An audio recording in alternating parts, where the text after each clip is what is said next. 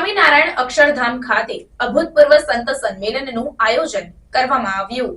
દિલ્હી સંત મહામંડળ રાષ્ટ્રીય રાજધાની ક્ષેત્રની રજત જયંતિ ઉજવણી અને અક્ષરધામ મંદિરની દ્વિદશાબ્દીની ઉજવણી નિમિત્તે સ્વામિનારાયણ અક્ષરધામ ખાતે અભૂતપૂર્વ સંત સંમેલનનું આયોજન કરવામાં આવ્યું।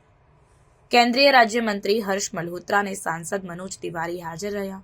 400 સંતો, મહંતો, મહાત્માઓ અને મહામંડલેશ્વરોએ સાચા સંતત્વ, રાષ્ટ્રીય એકતા, પરસ્પર પ્રેમ, આધ્યાત્મિકતા અને ધાર્મિક પરંપરા પર ચર્ચા કરી। પ્રમુખ સ્વામી મહારાજનું પ્રેરણાદાયી સૂત્ર પરસ્પર પ્રીતિ પ્રસરાવે તે ધર્મનો ઉદ્ઘોષ ધર્મ પરિષદ કરવામાં આવ્યો। સનાતન ધર્મના તમામ સંપ્રદાયો વચ્ચે એકતા, સૌહાર્દ અને રાષ્ટ્રમાં શાંતિ માટે વૈદિક પ્રાર્થના। દિલ્હી સંત મહામંડળ રાષ્ટ્રીય રાજધાની ક્ષેત્રની સેવાના 25 વર્ષ પૂર્ણ થવા પર ભારતીય સંસ્કૃતિ અને આધ્યાત્મિકતાના કેન્દ્ર એવા સ્વામિનારાયણ અક્ષરધામ મંદિરમાં ઐતિહાસિક રજત જયંતિની ઉજવણી કરવામાં આવી હતી। આ કાર્યક્રમમાં 400 સંતો, મહાત્માઓ અને મહામંડલેશ્વરોએ ભાગ લીધો હતો અને સાચા સંતત્વ, રાષ્ટ્રીય એકતા, પરસ્પર પ્રેમ, આધ્યાત્મિકતા અને ધાર્મિક પરંપરા વિશે ઊંડાણપૂર્વક ચર્ચા કરી હતી। આ કાર્યક્રમમાં મુખ્યત્વે શ્રી મહંત નારાયણ ગિરિજી, પ્રવક્તા શ્રી પંચદશનામ જૂન અખાડા, પ્રમુખ દિલ્હી સંત મહામંડળ રાષ્ટ્રીય રાજધાની મહામંડલેશ્વર નવલ કિશોર દાસજી, જૈનાચાર્ય લોકેશ મુનિજી, મહામંડલેશ્વર ચિદાનંદ સરસ્વતીજી, પ્રમોદ કૃષ્ણજી, રામકિશન મહાત્યાગીજી, દેવકીનંદન ઠાકોરજી, સુધાંશુજી મહારાજ વગેરે પણ ઉપસ્થિત રહ્યા હતા। આ સંત સંમેલનમાં ખાસ કરીને કેન્દ્રીય રાજ્યમંત્રી હર્ષ મલ્હોત્રા અને સાંસદ મનોજ તિવારી હાજર રહ્યા હતા। ઉલ્લેખનીય છે કે આ વર્ષ સ્વામિનારાયણ અક્ષરધામ મંદિરના દ્વિદશાબ્દી વર્ષ તરીકે ઉજવવામાં આવી રહ્યું છે।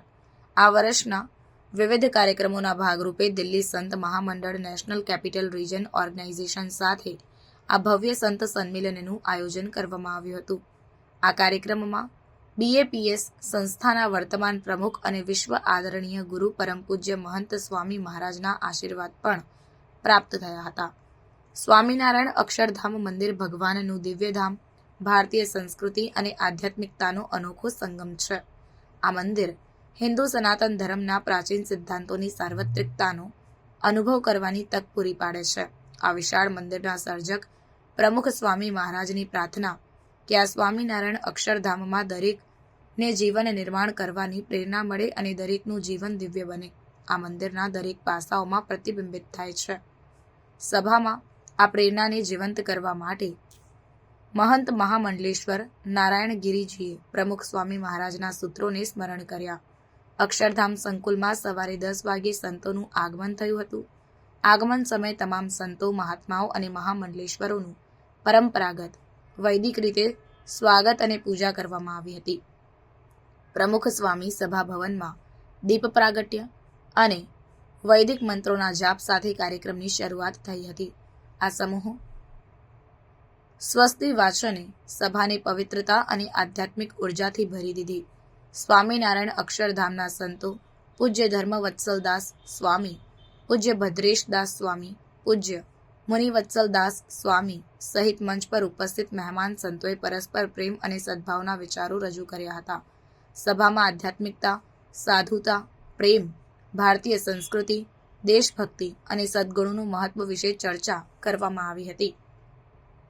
સભામાં ઉપસ્થિત સંતો, મહાત્માઓએ સનાતન ધર્મના તમામ સંપ્રદાયોમાં એકતા, સૌહાર્દ અને સહિષ્ણુતા એ ભારતની સંસ્કૃતિ અને ધર્મનો આધાર છે તેવો સંદેશ આપ્યો હતો।